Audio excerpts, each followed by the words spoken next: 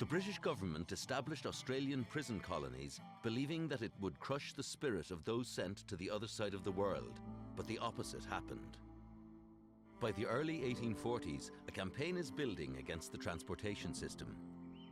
It is driven by political prisoners, entrepreneurs, ex-convicts and free settlers.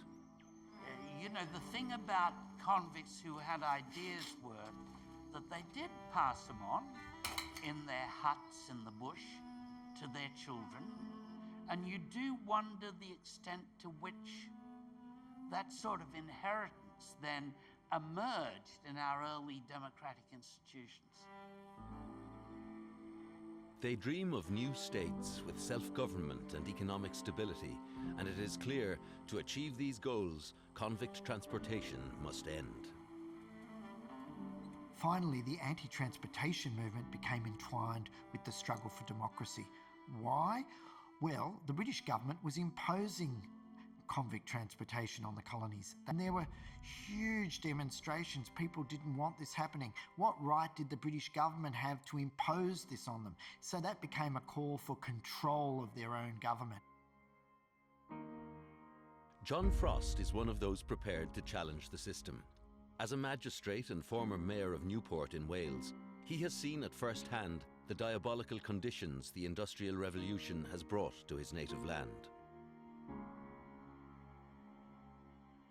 In 1839, he and fellow Chartist Zephaniah Williams march an army of coal miners and iron workers on the town of Newport, their aim to drive British rule out of South Wales. The uprising is an abject failure. Frost and Williams are transported to Van Diemen's Land for life. I mean, this is a detention colony. This is where punishments are being handed out liberally for the very smallest of offences. The raw savagery of Port Arthur leaves a deep impression on him. Transportation was meant to silence politicals like Frost, but he is irrepressible. A citizen of the Republic of Letters, he writes a series of polemics attacking the system. Benevolence is scarcely known here, but every kind of tyranny imaginable practiced with impunity. This is a place of the most remorseless barbarity. What men endure here is incredible, and I am not possessed of language to describe it. It is hell on earth. As Frost's communications continue and more people start picking up the stories that he's sharing with people back home, Frost does begin to incur what can only be described as the wrath of the local authorities there. And it doesn't take long until Frost is put under quite difficult personal circumstances where he's put to hard labour. At 57 years of age, Frost is not a young man, and although back-breaking work takes a toll on him, he is a survivor. Get back to work.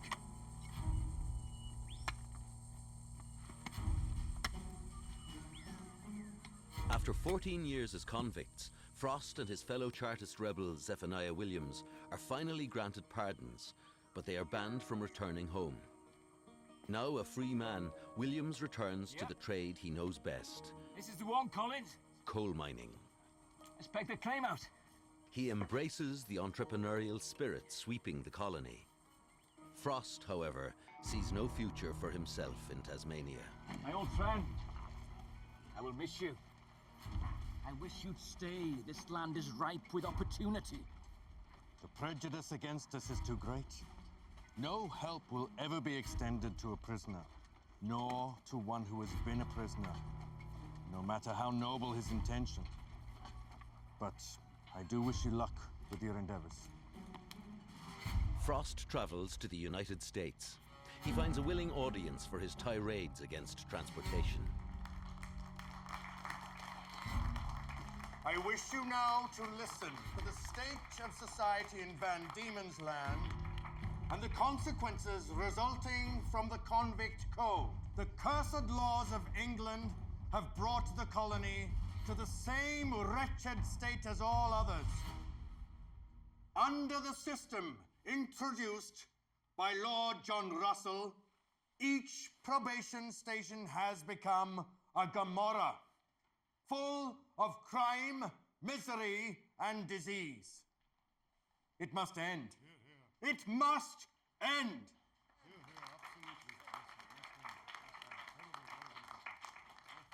The radical discourse of the 19th century, particularly the pamphlets of political prisoners, is peppered with accounts of the brutality, the debasement, the dehumanisation of convicts, and what that leads to. And it leads to brutality, but it also leads to what he calls Gomorrah, by which he means homosexual acts. And this is used time and again to highlight the evils of the empire. And Frost is at pains to connect what happens in Van Diemen's Land to what is happening in Britain. So the convict system is the ugly side, the underworld side, if you like, of the imperial economic system.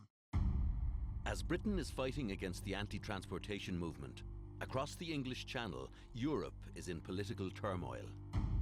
1848 is known as the springtime of nations. All over the continent, working people are rising up against unfair rulers and governments. This is the age of revolution in Europe, so it's a particularly fermented period. And Britain and Ireland, United Kingdom, are looking over their shoulder at what's happening in Europe, either with fear or with expectation. In Ireland, a new movement emerges, Young Ireland. Their aim is to create a new ideal of Irish nationhood, a democratic, free and fair country, politically and culturally independent from Britain. They are committed to peaceful methods.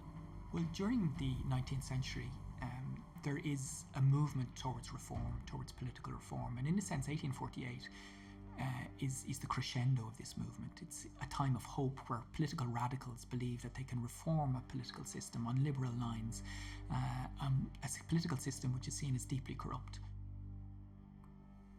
One of the Young Ireland leaders is the aristocrat and Member of Parliament, William Smith O'Brien. William Smith O'Brien was a direct descendant of Brian Boru, the medieval Irish High King. He was also part of an aristocratic Irish family that had converted to Protestantism after the Cromwellian invasions. Smith O'Brien is that very sort of gentlemanly, aristocratic, but liberal-minded, reform-minded MP.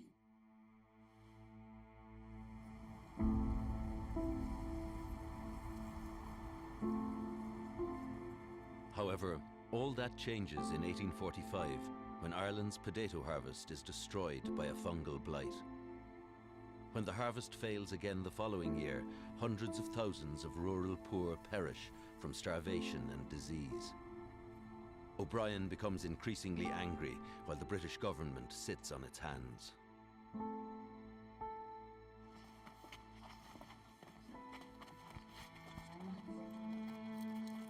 Is this wise?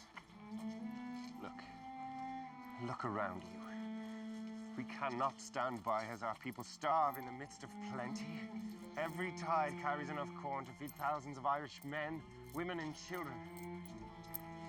The Almighty may have sent this potato blight, but mark my words, the English created the famine.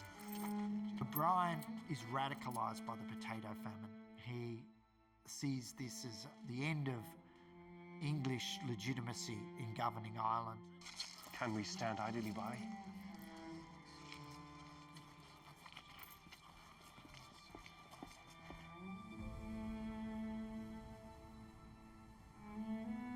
At the beginning of the famine, there's something the order of 8.5 million people in Ireland. During the famine, over 5 years, 1.5 million people died of starvation or related diseases. Another, at least 1 million, left the country. So well over a quarter of the population vanished during this period. The time for culture and talking is over, and that something militant must be done to achieve change. I do not profess disloyalty to the Queen of England, but it shall be the study of my life to overthrow the dominion of this Parliament over Ireland. I would gladly accept the most ignominious death, rather than witness the sufferings and the indignities inflicted by this legislature upon my countrymen during the last 30 years. He makes the revolution inevitable by a fiery speech in Parliament and begins going amongst the people, recruiting and encouraging an uprising. We do McCormick's cabbage boarding around the rebel feet. Bullets skim my scalded skull and can't define defeat. Mark my words, potato was the only crop that failed. Black leaves on one pretty plant, a million morning veils. A million morning veils. A million morning veils. In July 1848, outside the town of the Commons in County Tipperary, O'Brien and a band of his followers corner a group of constables in a farmhouse owned by a widow named McCormick. Her children are trapped in the house. It's a very kid-glove revolution. He's not ruthless. He's not going to do the dishonourable thing. And revolutions and wars are actually won through a touch of that. He was very principled, a very good man, but he certainly had no concept of the reality of what he was doing. Hold your fire! Who's in charge here? Who's in charge? Captain, no one wants this day to end in bloodshed. We are all Irishmen here, are we not? Release children, give up your guns, and you're free to leave. You have my word. Very well, sir.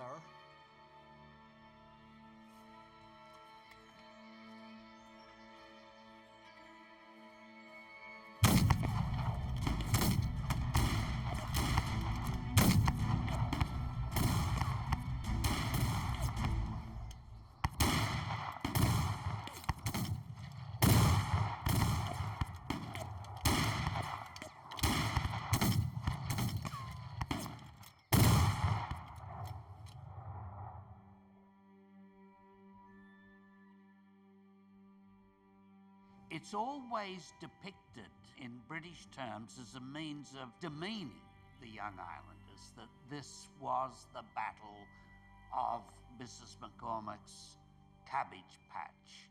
But in fact, it was a serious enough uprising that everyone was looking for William Smith O'Brien. The Young Irelanders go on the run. Some of them make it to France, but for a prominent figure like O'Brien, there is little hope of escape.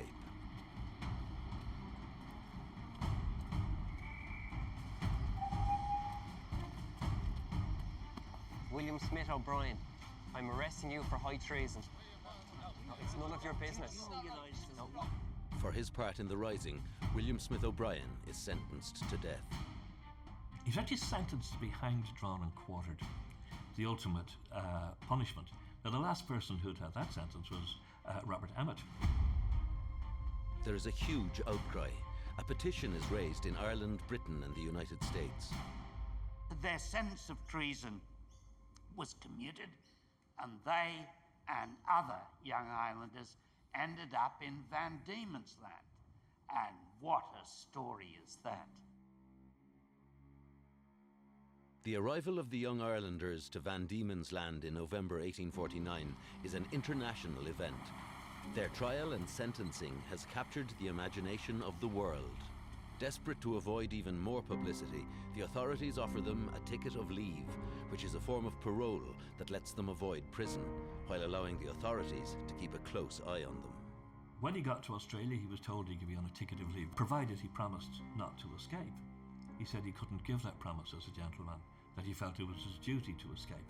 These sorts of stories coming back, showing that he still felt for the people here, helped to keep his legend alive, as it were. And this is, in a sense, a problem for the authorities, because O'Brien actually cultivates a path which will lead to him seen as something of a martyr. They attempt to silence O'Brien by sending him to a maximum security prison on a remote island just off the coast of Van Diemen's Land. To find a jail in one of the loveliest spots formed by nature, in one of her loneliest solitudes, creates a revulsion of feeling I cannot describe. It's not hunger, maybe thunder, hardly horrifying dreams. I've never felt so lonesome in such fine beauty. The hope is near expired. My love, I long to see the token that O'Brien is already seen as a martyr to Irish independence. A group of sympathizers organize for him to escape on board a Yankee trading vessel.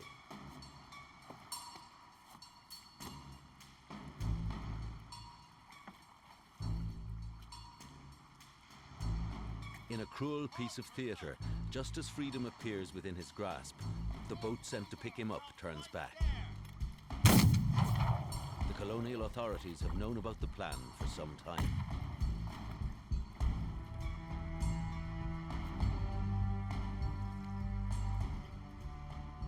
Now we have to remember that by then,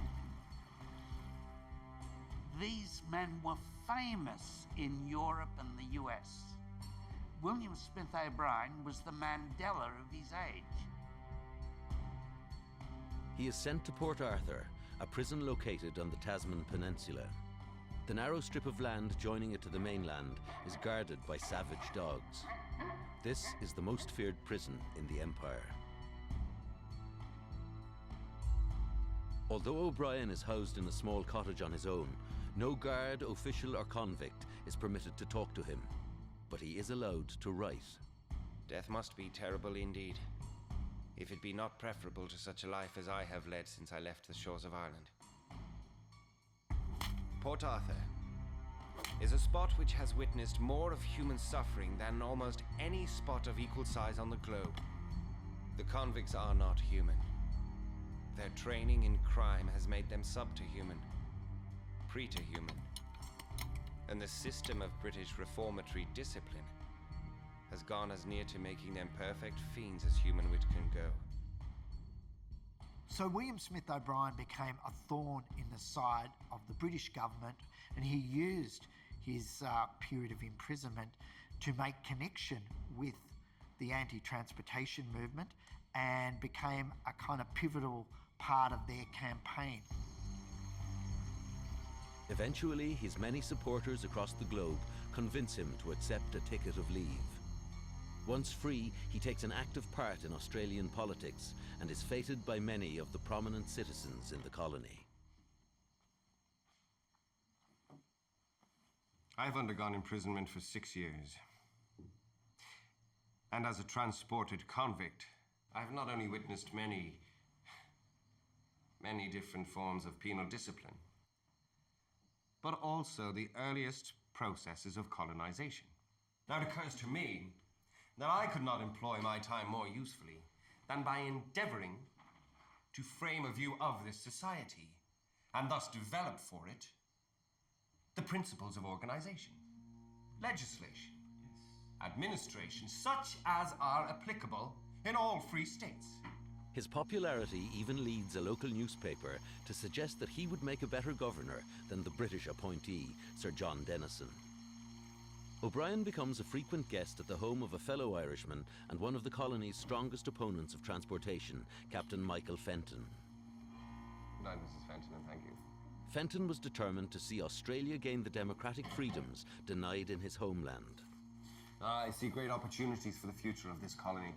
Opportunities that were not afforded to the people of Ireland. However, you must demand your political liberty and self-governance. It will not be given easily. I agree. To liberty.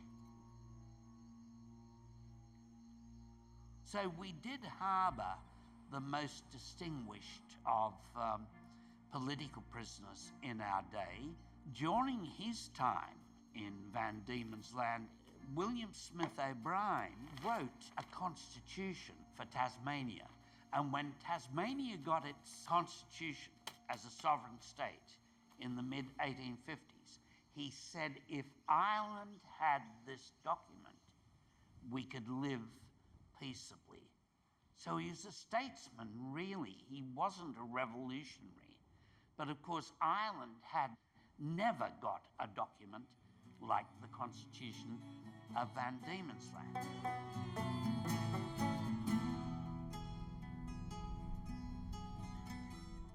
William Smith O'Brien is important because of his nobility and his ancient lineage. It's hard for us to understand this today, where we're used to democracy.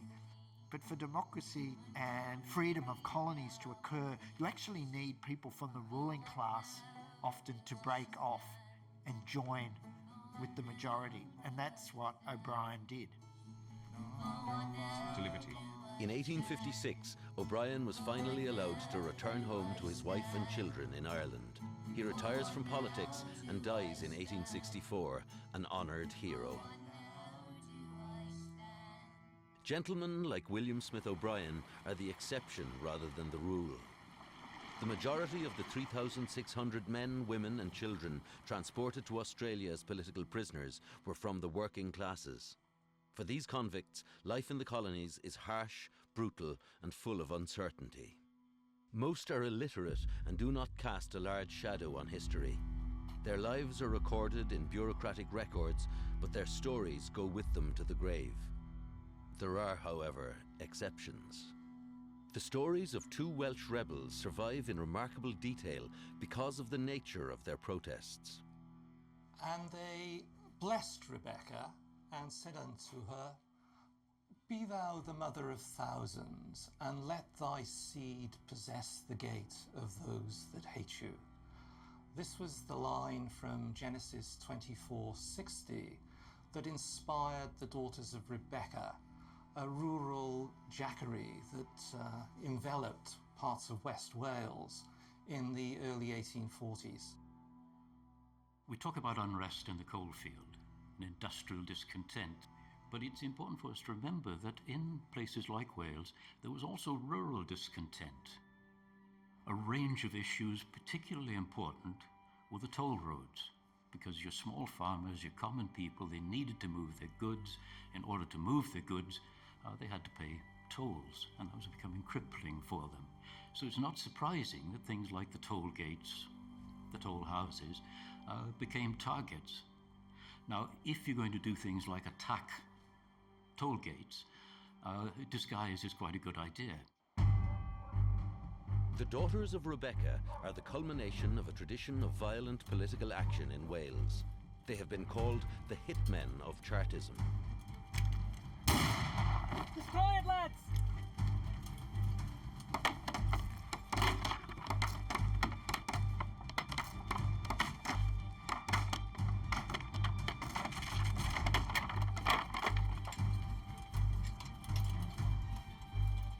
In the early 1840s, they terrorised toll gatekeepers across West Wales.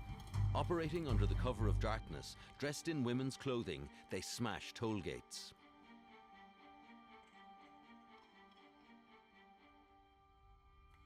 Only 2 Rebeccites are ever charged for their part in the riots. Shoney Skibberavour, aka John Jones, and David Davies, aka Di Cantor, are arrested in 1843 after destroying a toll gate.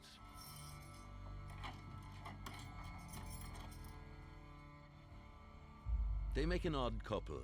Shoney, a former soldier, hired muscle and bare-knuckle brawler, and Di, the sensitive soul, a poet and singer who attends chapel. The lament to Wales he pens before he leaves is haunting and prophetic. Though wounding were the wicked blows, the cruel world hath struck at me, I have a strength I cannot break, my human pride, my dignity. They bound my hands with prison chains, and yet my soul they could not bind. Now far across the sundering sea, I drag my sorely troubled mind. My father's home, its tender care, I know I shall not see again.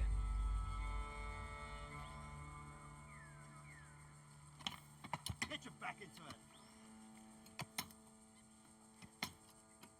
The largest group of political offenders were rural people, people from the country, not from large metropolitan areas, not people who were highly literate, and not people that were engaged in wider political causes, but were protesting changes in their local circumstances.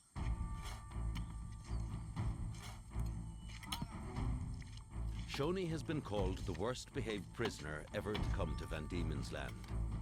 Many offences are recorded against him for refusing to work, assaulting overseers, demanding food and water.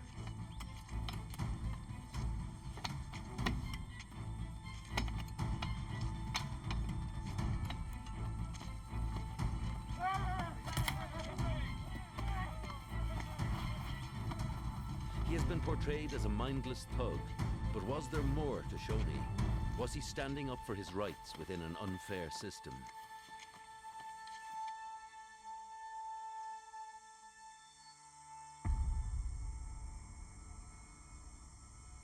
Now, one of the things that we're starting to understand is that convict Australia was much, much more political than we thought in the past. The whole way that the convict system was organised was that it was designed to atomise the workers, so that you couldn't see collective action. So their punishments were recorded on their own individual charge sheets.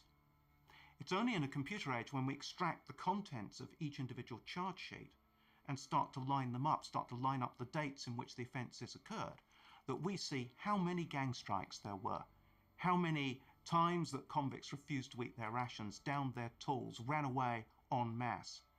There was an intensely day-to-day political reaction against convict transportation. Shoney bucks the system for 14 years before he gets his ticket of leave. Be mine, boy.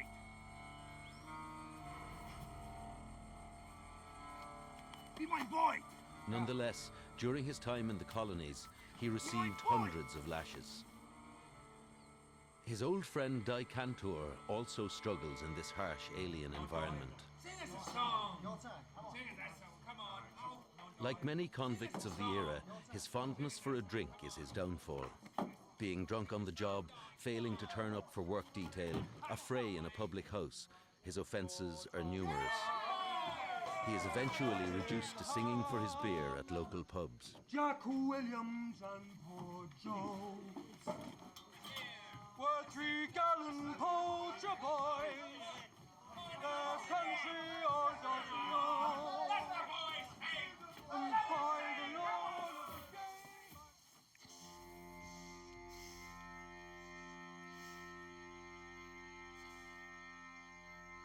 But there is light at the end of the tunnel for Di and Shoney.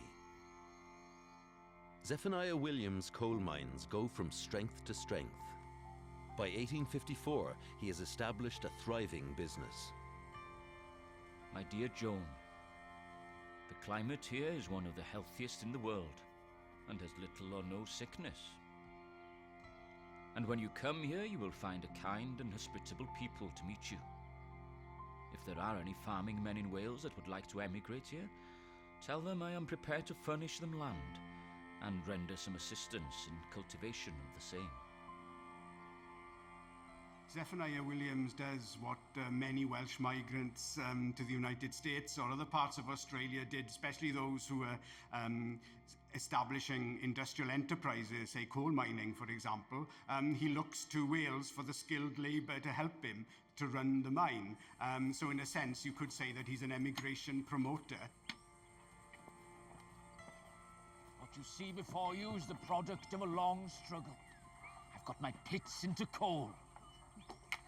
And a more satisfactory triumph was never to be had by anyone over his enemies. Williams took Di Cantor and Shoney Skibberavaur under his wing. Di Cantor, welcome to La Trobe, a little piece of Wales in Tasmania. I hope you'll feel at home here. Die! Why do men who have bullets and silver. Fear those who seek no more than ballots and bread. Ballots and bread. Ballots and bread.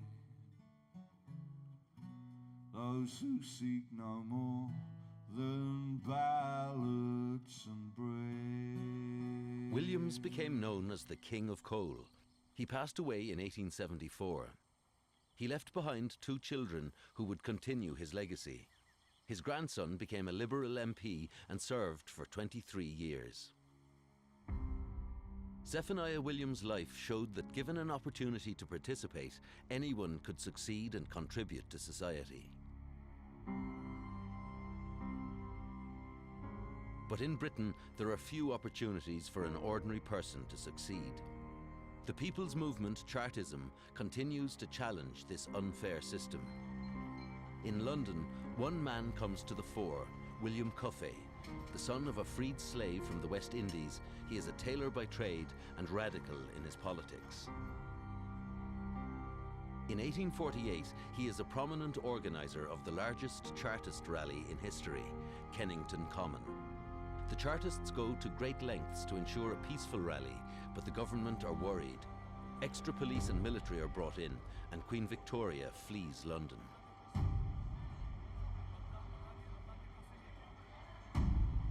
The Kennington Rally of 1848 was to be the high point of the Chartist move towards triumph. The Chartist version was that something like 500,000 people had gathered. And of course, this was the message. The people, that wonderful term, the people, have gathered to demand their rights. The Chartists present a petition to the government containing 2 million signatures demanding the charter be adopted, but it is rejected out of hand. It didn't work. In retrospect, it couldn't have worked. And of course, the British government, in spite of their nervousness about what's happening on the continent, are far more confident than continental governments. They have a record of surviving. Cuffe and his comrades are fired up by the rejection of the petition. They hold secret meetings across London, but the government has spies everywhere.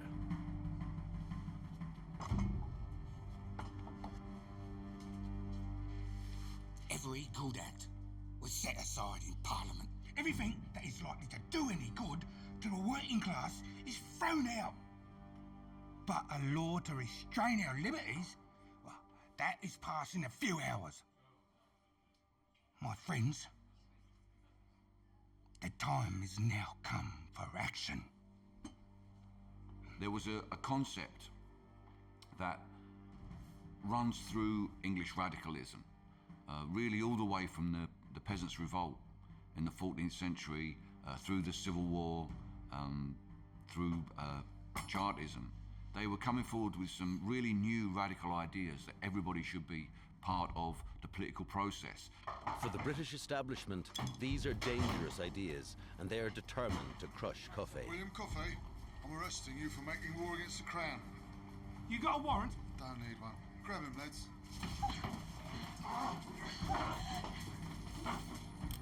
Well, what have we got here? Primed and loaded. You're a dangerous little man, Mr. Cuffe. Take him away. Oh, no!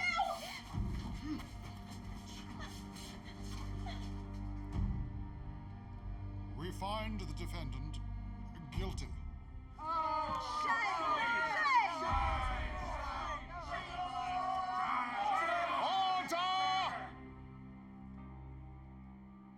William Cuffe, you have been found guilty of waging war upon Her Gracious Majesty. Do you have anything to say for yourself before I pass sentence? It has not been a fair trial.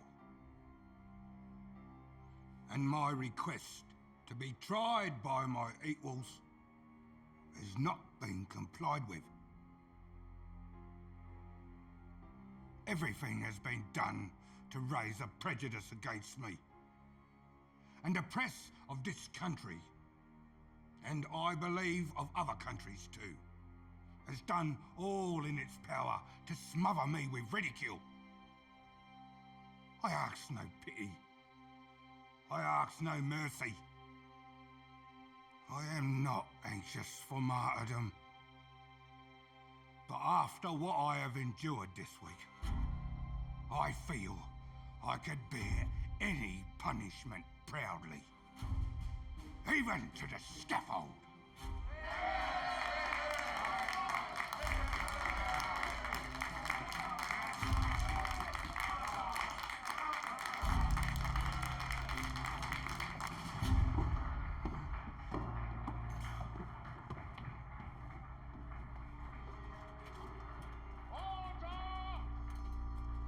Cuffe is sentenced to transportation for life.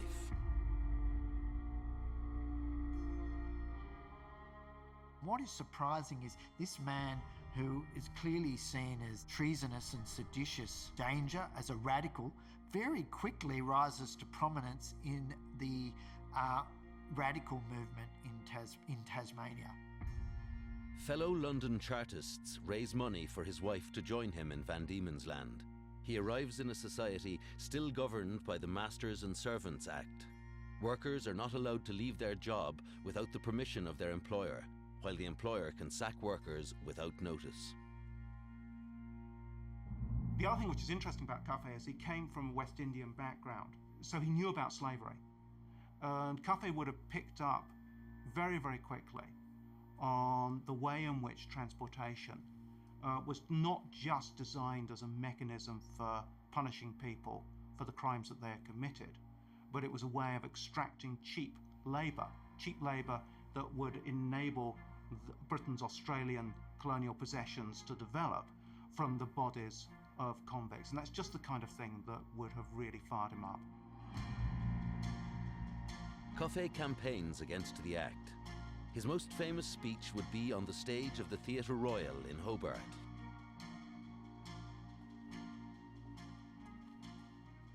Now then, Bill, this is an important one. Let's hear it one more time, eh? Fellow slaves, I am old, I am tired, and I am out of work. I have reason to complain.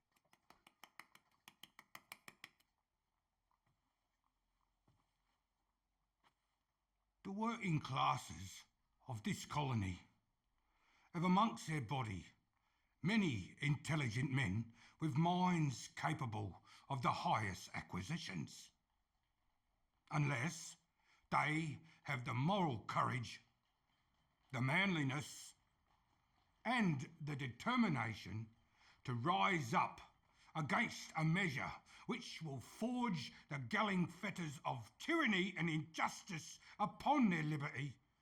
And I say they deserve to be enslaved. My name is William Cuffe. By trade I am a tailor. I've been called a yellow jacket, a Chartist and a traitor. But I have no shame, no convict stain has left its mark on me.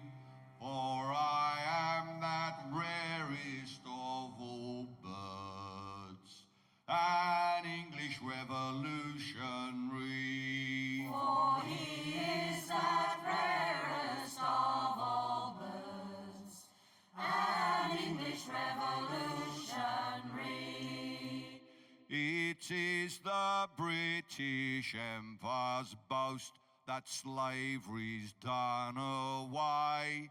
They should come down to Van Diemen's Land, where the poor work for no pay.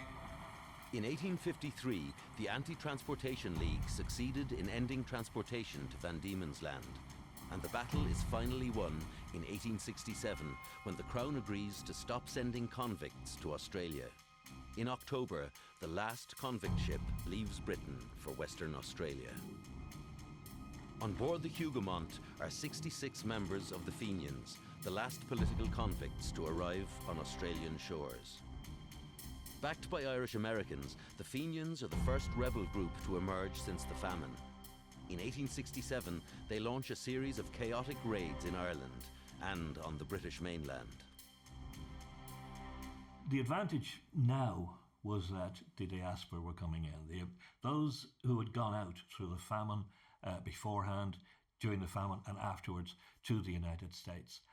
Those who had done reasonably well out there had money perhaps, but certainly they still had this hatred of what had happened to their country. They're a disaster in the short term. Their rebellion or attempted rebellions are as useless and as lacking in any result as 1848. But I think in the long term they have a huge impact. Among the Fenians is a young Dublin barrister, John Flood. He is arrested for his part in an arms raid on Chester Castle in England. He showed his entrepreneurial skills even on the ship. He was involved in setting up a newspaper there, a one-sheet, handwritten newspaper. Very well produced, nice little sort of banner headline on it. And these would be read to the prisoners at a gathering on board ship. The way of uniting the prisoners, keeping them together. Gentlemen, can I have your opinion on my latest editorial? This great continent of the South, having been discovered by some Dutch skipper and his crew somewhere between the 1st and 9th century of the Christian era, was, in consequence, taken possession of by the government of Great Britain, in accordance with that just and equitable maxim, what's yours is mine, what's mine is my own. That magnanimous government, in the kindly exuberance of their feelings, have placed a large portion of that immense tract of country called Australia at our disposal, generously defraying all expense incurred on our way to it and providing retreats for us there to secure us from the inclemency of the seasons.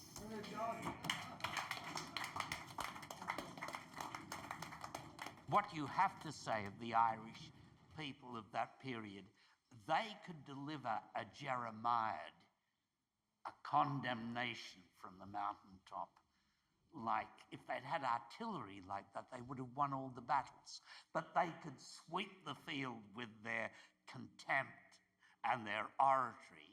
And sometimes I think they spent too long thinking that because they had the best words and the best images, that actually won the battle. Whereas, in fact, the good old practical British government knew otherwise, that it is the hardware of war and the possession of real estate that brings you the victory.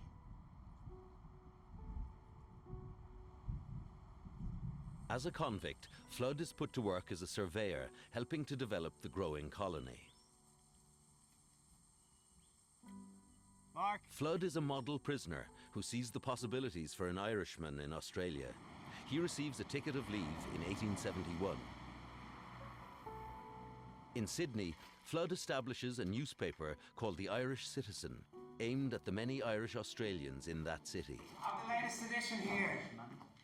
Later, he moves to Queensland and becomes the owner and editor of the Gympie Times.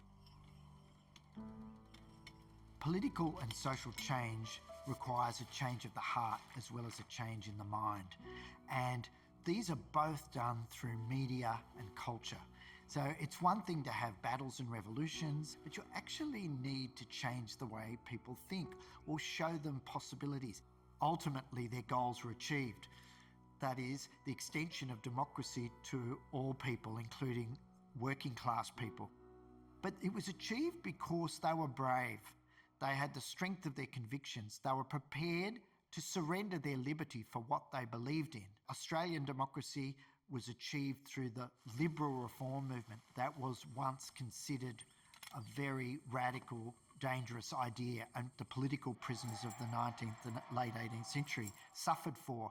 And in remembering the political prisoners, we're acknowledging the true foundations of our democracy, not just those individuals, but the movements that they were part of. Until now, the stories of the political exiles have remained captives of their own national histories. Australians are bequeathed an inspiring legacy. Liberalism, republicanism, trade unionism, working class politics, democracy, responsible government, all arrive in the colonies shackled in chains.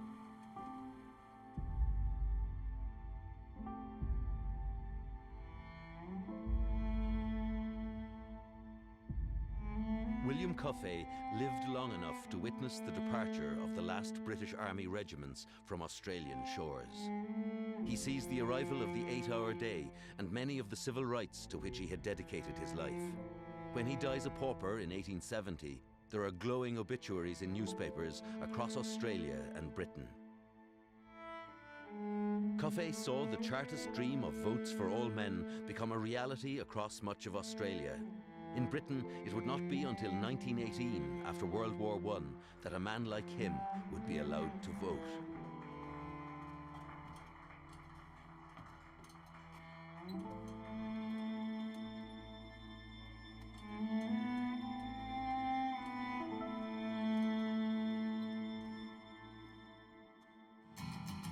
Did the jailers crush our spirit as the masters did intend? No, we flew the flag of freedom and we fought them to the end, and our deeds will live forever across the lands now bright and free. Gone but not forgotten, we planted seeds of liberty across the years, across the ocean, to a land justice forgot. Out of time